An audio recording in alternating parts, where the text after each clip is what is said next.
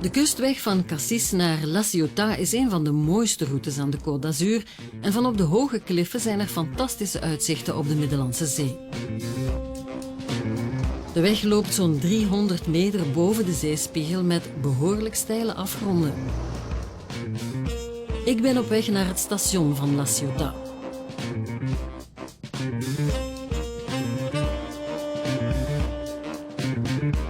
In dit station is geschiedenis geschreven. In 1895 maakten de broers Lumière een van hun eerste films. Niet Le Départ, maar L'arrivée d'un train en gare à La Ciotat. Het was niet meteen een blockbuster. Van pure schrik liepen de mensen massaal de bioscoop uit. L'entrée du train en gare de La Ciotat, c'est l'arrivée de ma grand-mère dans la gare de La Ciotat. Et Louis Lumière, comme vous auriez votre caméscope à l'époque ou votre caméra, Louis Lumière est parti accueillir sa femme et sa fille à la gare de La Ciotat et a filmé. Mais comme c'était quelqu'un d'extraordinaire, il n'a pas filmé comme n'importe qui, il a filmé vraiment dans une position, dans un endroit où il a mis sa caméra vraiment à l'endroit où tous les spécialistes, dont je ne suis pas, disent que il a rendu ce film magique.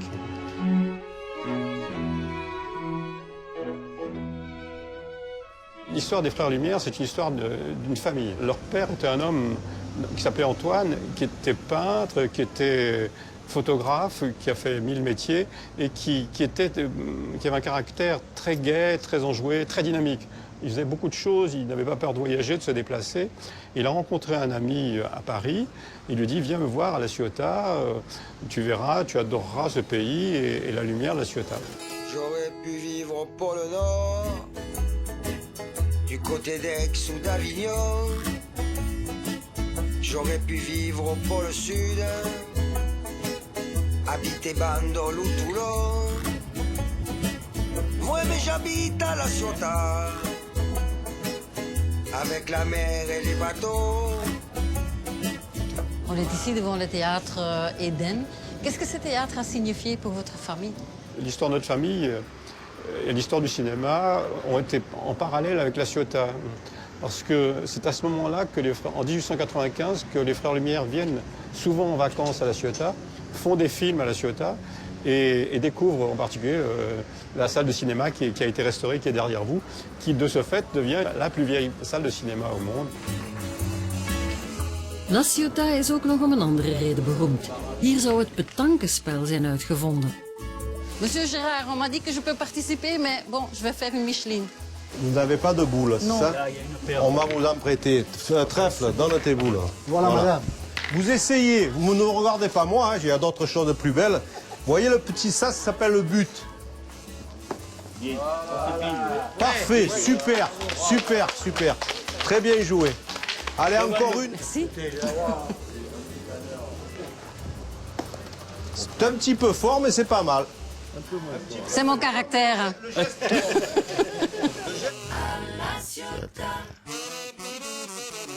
La Ciotat revendique l'invention de la pétanque. Elle le revendique à juste titre parce que jusqu'en 1907, on jouait qu'au jeu provençal dans toute la région. La pétanque n'existait pas. Le jeu provençal, on jouait pour pointer sur un pied et pour tirer, on courait sur 3 pas. Et en 1907, un monsieur qui s'appelait Jules Hugues, perclus de rhumatisme, n'a plus pu faire ses mouvements de sportif, a été obligé de jouer les pieds joints et pas très loin. Alors, les pieds joints en provençal, ça s'appelle pestanca. Pestanca, c'est devenu piétanqué, et piétanqué, c'est devenu pétanque. Et en 1910, il y a eu le premier concours, mais tout ça s'est passé ici.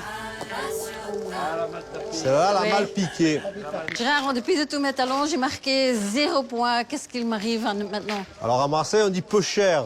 La pauvre, vous avez fait ce qu'on appelle à Marseille Fanny. C'est-à-dire, vous devez embrasser Fanny, qui est une sorte de joconde, on va dire, à la Marseillaise. La tradition veut que quand une équipe marque 0 point, on dit qu'elle a embrassé Fanny.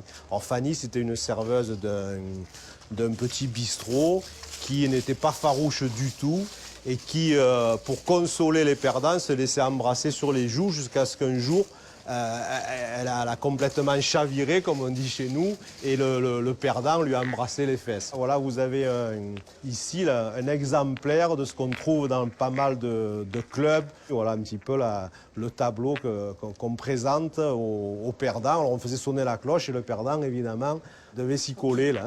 Voilà.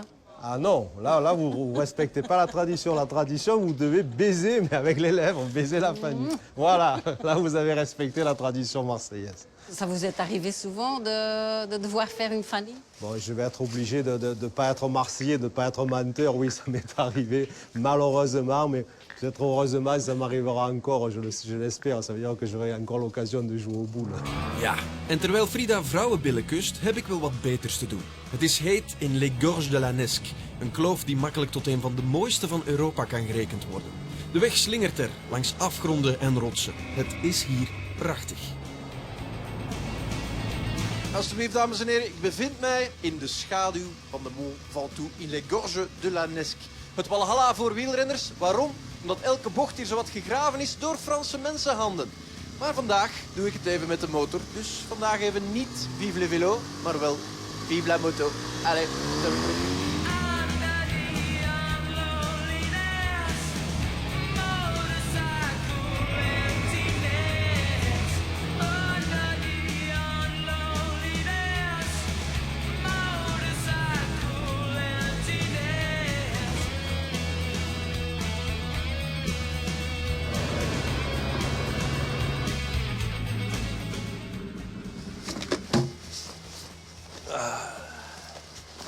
Les Gorges de la Nesque. Ze zijn 23 kilometer lang en op die 23 kilometer kom je maar één huis tegen. Voilà, we hebben hier al iemand. Bonjour. Hallo. Hallo. Hij is al terug weg. Monsieur, bonjour.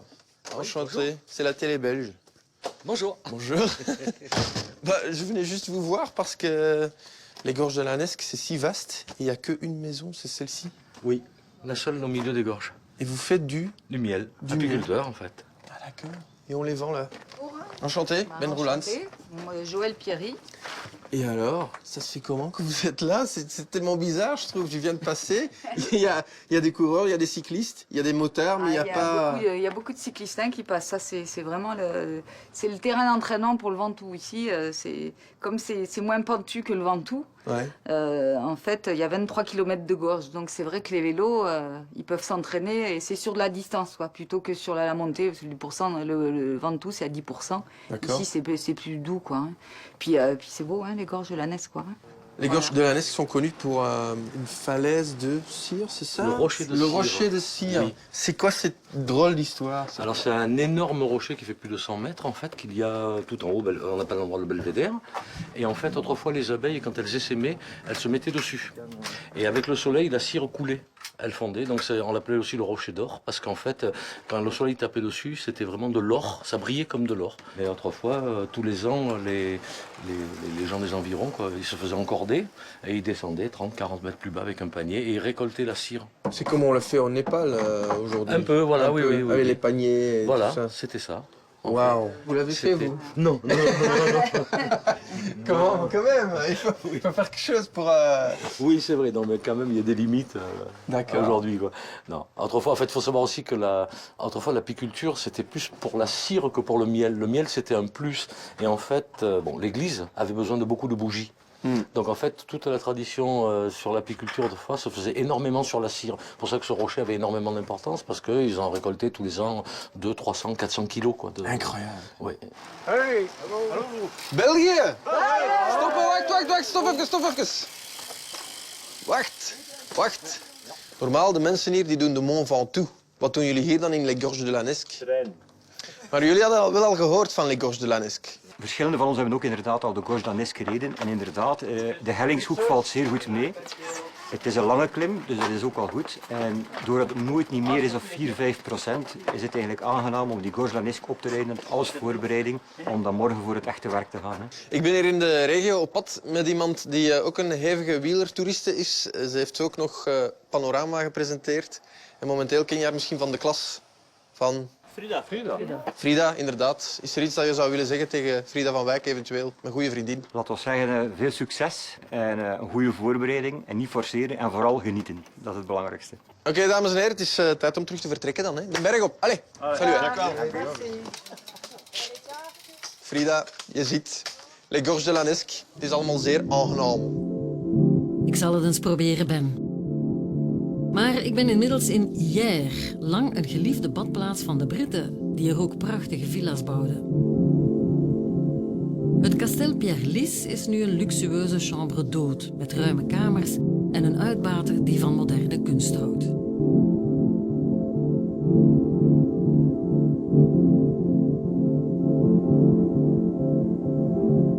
Hij blijkt bovendien een bereidwillige gids te zijn die uitstekend op de hoogte is van de lokale geschiedenis. Comment ça se fait que Hyères est devenue la première station balnéaire? Alors Hyères est devenue la première station balnéaire car il y avait une liaison ferroviaire qui partait de Londres et dont le terminus était la ville de Hyères. Une liaison qui partait de Londres pour arriver à Hyères avec un train de nuit, d'où le développement touristique, notamment anglo-saxon, de la ville de Hyères. Et donc c'est pour ça que c'est devenu une station balnéaire. De plus, la ville de Hyères était avait une source, était une ville d'eau. Donc avec des bienfaits au niveau du bien-être, surtout l'hiver, qui était très recherché à cette période-là, au XIXe siècle. Et il paraît que la reine Victoria a passé quelque temps ici? La reine Victoria, en 1892, a séjourné et vous pouvez noter une architecture de type anglais, avec notamment des édifices remarquables, comme l'église anglicane qui se situe sur la partie basse de la ville, et une architecture typiquement britannique, avec certaines rues qui rappellent certains quartiers de Londres.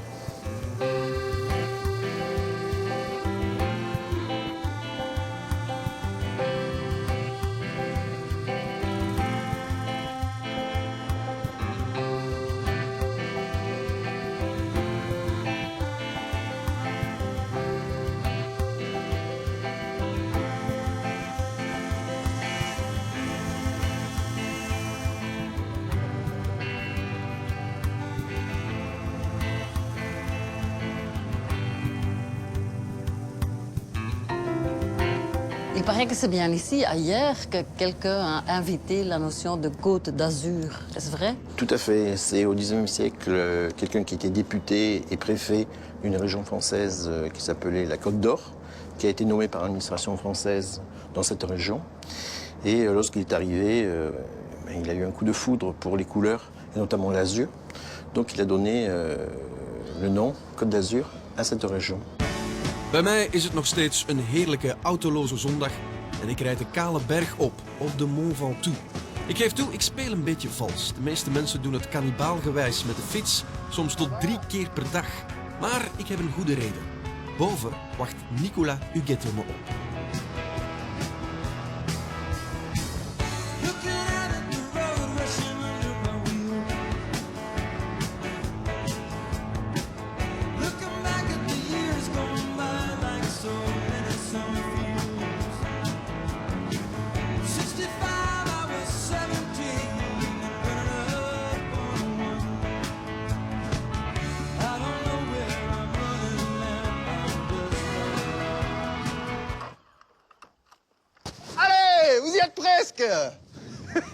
Ja. U kent ze wel, hè, die supporters die elk jaar honderdduizenden wielrenners staan aan te moedigen terwijl die naar de top van de Mont Ventoux willen geraken. Wel, ik ga het voor 1 keer hebben over de Mont Ventoux, maar niet over wielrennen.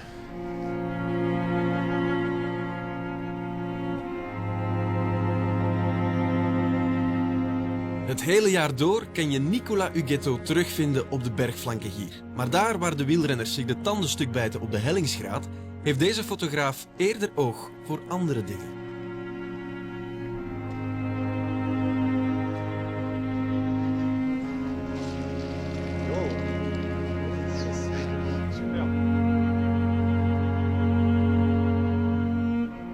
Voilà, vraiment un côté du Mont Ventoux qu'on s'aperçoit pas souvent, hein, quand même. Ah. C'est autre chose, ça. Ça, c'est autre chose. Là, c'est le versant nord. Hein. C'est Fabre qui disait, là, c'est d'une grandiose sauvagerie. Là, on ne peut pas tricher. Là, c'est le côté Ventoux, c'est le côté nature. Hein. Voilà. Ouais. Donc, toi, Nicolas, tu es d'accord si je dis que Le Mont Ventoux, c'est plus que Merckx, c'est plus que Armstrong, c'est plus que les cyclistes, quoi. Ah, c'est évident, hein. C'est avant tout, on va pas le renier, c'est ce qui fait sa reconnaissance mondiale. C'était un monument pour le vélo, mais c'est avant tout un temple de la nature. Voilà. Croyez-moi, par toutes les saisons, par tous les temps, il est habité par une faune et une flore extraordinaires. Mais toi, tu te concentres uniquement sur le Mont Ventoux, alors? Si j'osais dire que ma carte d'identité, elle est Ventoux, quoi. Pour ceux qui me connaissent et qui pourraient dire, mais tu n'as pas fini depuis des années que tu photographies dans le Ventoux. Non, les plus belles photos, elles sont là, ou alors j'ai pas pu les faire, mais c'est source inépuisable d'inspiration.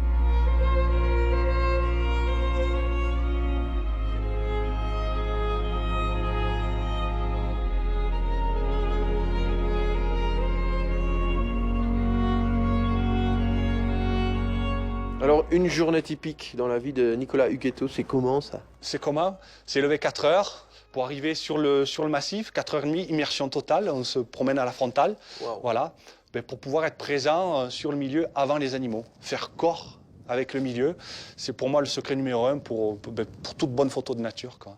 J'ai une citation que j'ai faite, qui n'est pas tout à fait de moi, mais qui est du papa, qui dit que n'oublie pas que quand tu vas dans la nature, pendant la première demi-heure, c'est la nature qui t'observe. Après, et seulement après, ouvre bien les yeux parce que comme tu fais corps dans la nature, les animaux se révèlent à toi.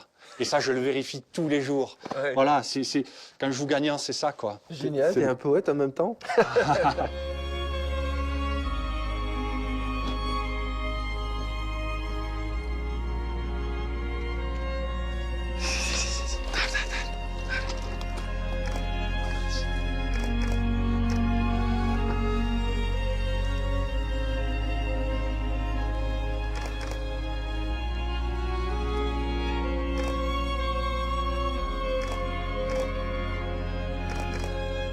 C'est quoi les images dont tu es le plus fier, alors? Les images dont je suis le plus fier? Alors la première, celle qui me vient parce que c'est une rencontre, dont j'en ferai peut-être pas deux, c'est la rencontre avec le loup. J'ai eu la chance de le photographier, de l'approcher. En fait, mon regard est rentré dans son regard, on s'est retrouvés à 10 mètres l'un de l'autre. Voilà, wow. Par le plus grand des hasards. Voilà.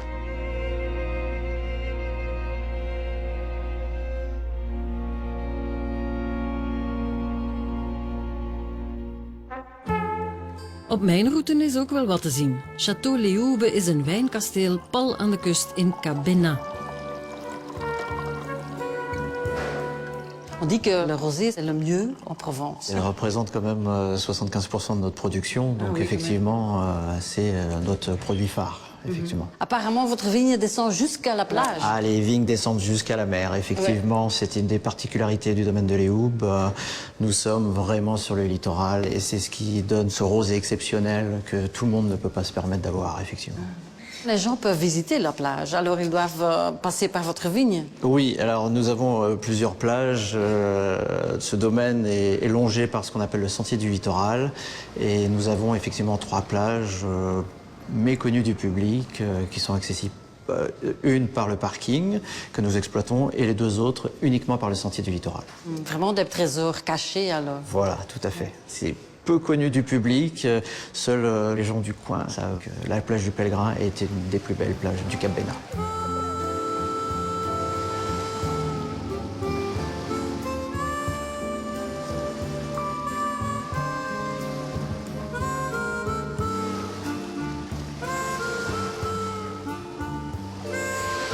Verborgen strandjes zoals dit die onderhouden worden door wijnkastelen, het is iets anders.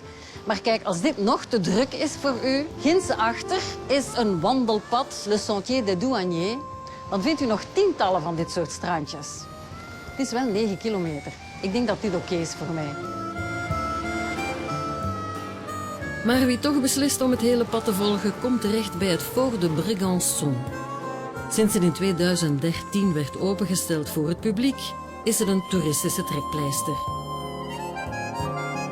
Het was lange tijd het privédomein van opeenvolgende Franse presidenten.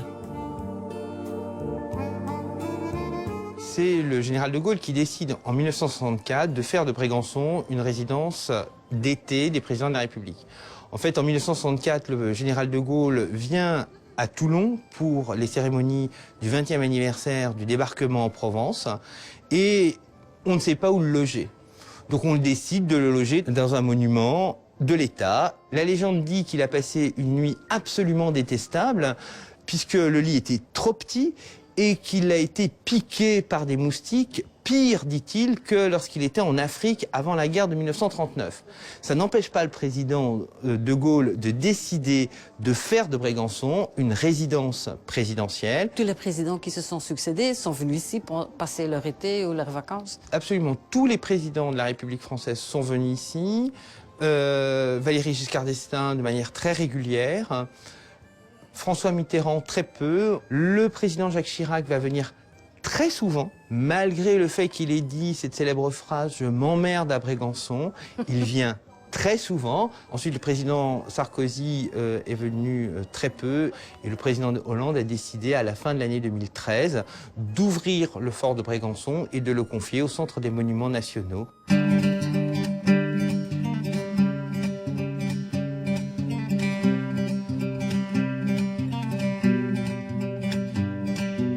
Je m'imagine que les épouses des présidents successifs ont quand même voulu changer un peu l'intérieur selon leur goût personnel. Alors, on sait que Claude Pompidou a fait beaucoup d'aménagements au fort de Brégançon, puisque Georges et Claude Pompidou étaient des grands amateurs d'art contemporain. En fait, tous ces meubles contemporains ont été retirés au moment de l'arrivée de Valéry Giscard d'Estaing en 1974. Et l'essentiel de la décoration que nous voyons aujourd'hui est une décoration qui a été faite par Anémone Giscard d'Estaing, la femme de Valéry Giscard d'Estaing. Et parlant luxe, il n'y a même pas une piscine ici. Non, le président Giscard d'Estaing utilise, pour qualifier le fort de Brégançon, utilise le terme austère. Même pas une petite piscine gonflable. Il n'y a pas de piscine, il n'y a pas de cours de tennis. Il n'y a pas de practice de golf et il y a par contre une plage privée où les présidents de la République peuvent aller se baigner dans l'une des plus belles mers du globe, qui est la mer Méditerranée. Tussen Le Lavandou en Saint-Tropez ligt het domein du Rayol met zijn wilde tuin. Gilles Clément, een tuinarchitect, begon eind jaren 80 planten te verzamelen uit alle delen van de wereld waar het klimaat vergelijkbaar was met dat van de Middellandse Zee. Hij zaaide en plantte alles kriskras door elkaar met dit als resultaat. Donc alors, ici vous êtes sur un site du Conservatoire du Littoral. C'est un site qui fait 20 hectares sur terre. Et depuis 4 ans, on a rajouté 14 hectares dans l'eau. Donc aujourd'hui, on a une protection littorale qui va à la fois sur la partie terrestre, mais aussi sur la partie sous-marine. Donc on va essayer de prolonger le regard maintenant en allant sous l'eau. On va profiter du fait qu'il n'y ait pas de vent, que l'eau soit belle et claire. Regardez un petit peu ça, comme c'est magnifique. On va aller s'équiper. C'est parti.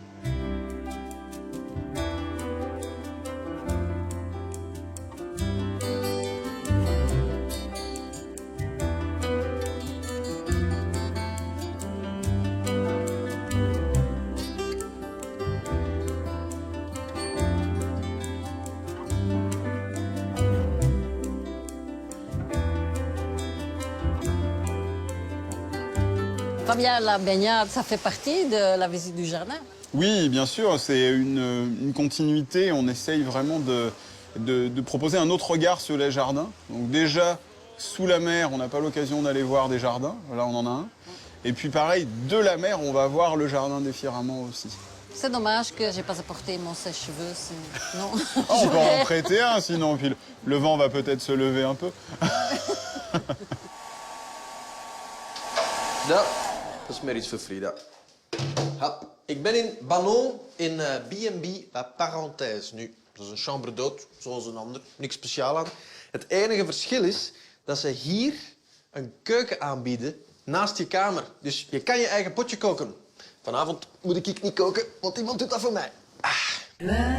Sandrine, je te sers un verre? Ah, volontiers, Ben. Vin blanc. Oui, parfait. Tu me prépares quoi ce soir là? Alors moi, ce soir, je vais te préparer une panna cotta, donc une recette italienne, mais en version salée, et qu'on va adapter en mettant enfin une petite touche de Provence. C'est quelle touche alors? Eh ben, c'est le fameux fromage de chèvre de Banon. Allez, hop. Le but, c'est de faire fondre le fromage de chèvre dans le mélange de lait et de crème jusqu'à petite ébullition. C'est bien, hein? Ouais, Quand- c'est quand bien. je t'aide un peu Parfait. comme ça, on s'amuse. Regarde, hop là. Hey. Die gaat er hier wel rap tegen. Bien. Oh, nee. Un bon commis. Ouais, ouais, un peu commis, ouais, ouais. Et on verse notre petite préparation dans les verres.